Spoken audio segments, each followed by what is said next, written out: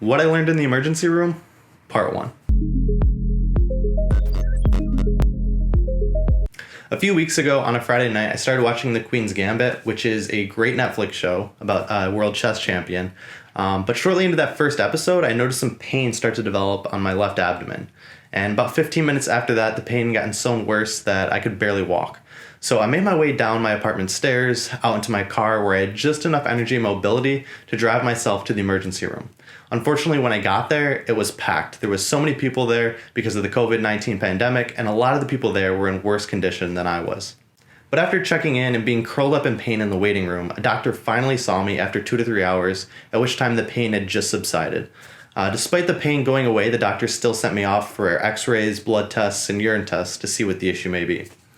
Once the results came back, it turned out it looks like it could have been constipation or gas buildup, which is incredibly painful, but it's also pretty embarrassing. So I left the emergency room at about 5 a.m. Saturday morning in need of some water for hydration and some Miralax and stool softeners. But Saturday and Sunday then passed, and I had normal bowel movements, so I started to become skeptical of the diagnosis. Usually constipation can happen because of a lack of exercise, a lack of fiber, or medications that can cause it.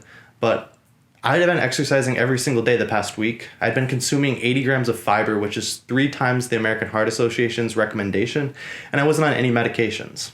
Despite that, the pain returned Sunday night, and it was even worse. It was about 11 p.m. I decided to suck it up.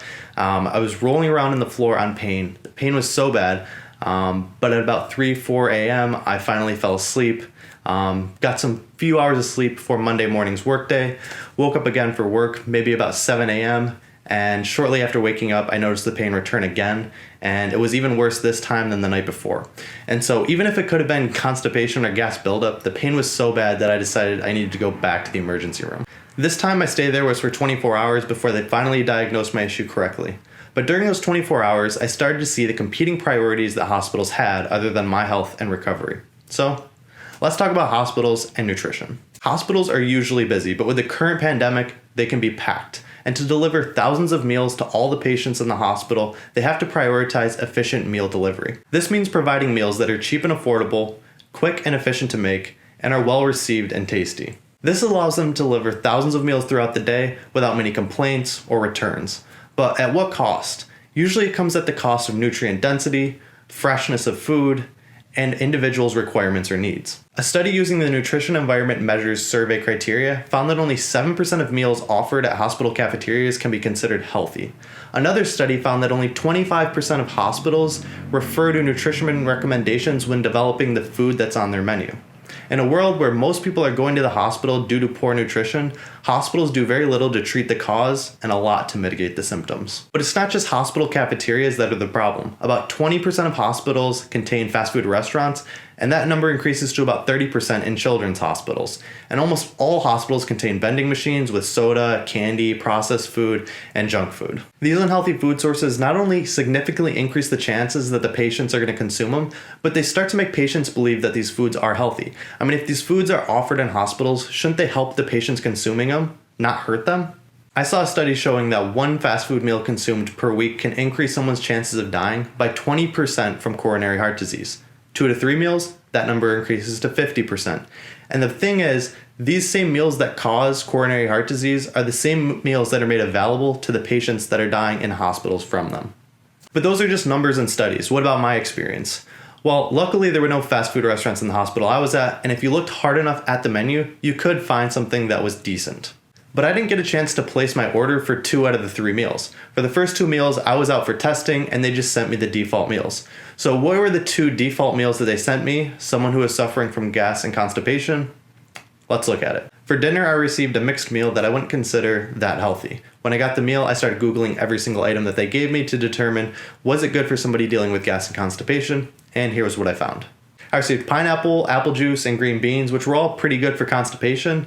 Normally, I wouldn't consume juice by itself just because it's stripped of the fiber that normally comes in whole foods, but for a hospital meal, it was pretty good. Then there was chicken, which I didn't consume, but wasn't necessarily good or bad for constipation. Let's call it neutral. And finally, there was white rice, milk, butter, and salt, all which are known to cause gas and constipation in people.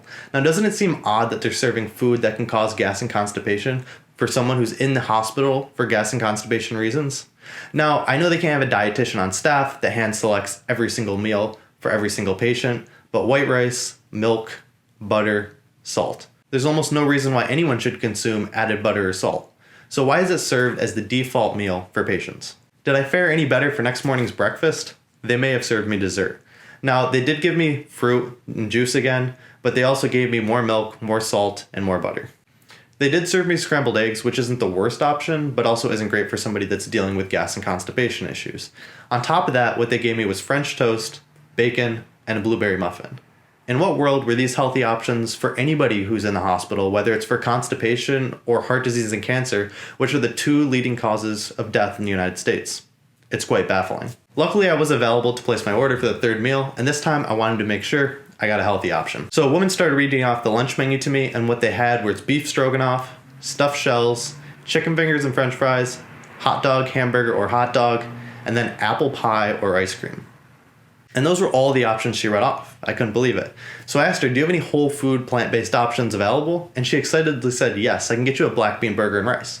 So I said, is it possible to get brown rice instead of white rice? And she said, yes, awesome. Now I can have that extra fiber. I said, let's switch out the milk for water. And do you have any fruit options available? And she said, yes, we have 3 different kinds of fruit available. So I said, sure, I'll take all 3. So the black bean burger, brown rice, 3 servings of fruit, water instead of the milk, and then no added butter and salt that I wasn't going to eat. Turned out to be a decently healthy meal. But why did I have to dig to find the healthy options? Why weren't they read off when she initially read the menu? Doesn't it seem odd that by default you're given the unhealthy options and that you have to dig if you want to find the healthy options? Shouldn't it be the opposite? If you're in the hospital, maybe you're given default healthy options, and if you want to choose to have an unhealthy option, you can then ask for that?